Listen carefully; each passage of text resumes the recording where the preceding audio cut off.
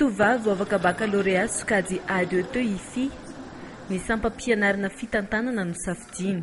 Safidiko zao ohatra gestion satria hitako hoe na inona ilaina foana za gestion zany eo amin'ny fiainana. Société rehetra mila zany foana na oviana dia hitako hoe assuré kokoa zany.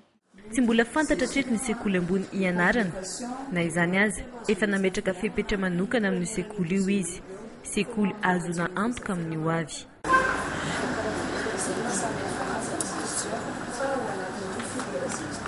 Sekoly efa manana traikefa ambony zany azo antoka hoe mety ho tsara no avy raha mianatra amin'ilay sekoly université ohatr'izay.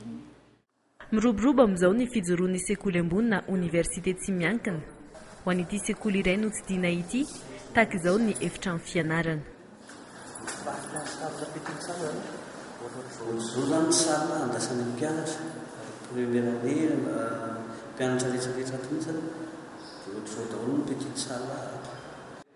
W iray ho an'ny mpianatra roa, ankizy 7 isaky ny efitrano.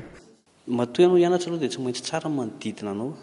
Dia ny zahana natao manara-penitra ny efitrano zany aloha. Dia izay zany no avantage voalohany indrindra amin'ny fianarana ato voalohany indrindra.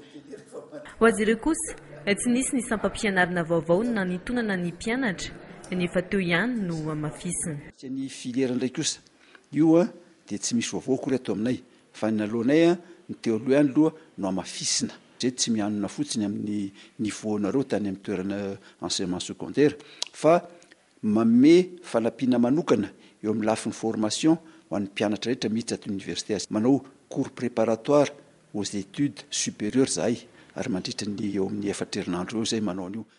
Ho lasa aloha no ny université mpanjakana ny fidirana ho an'ny université tsy miankina. Raha ny hita, efa miazakazaka amin'ny fanoratana anarana ny ankamaroan'ny mpianatra vao afaka baccalauréat teo.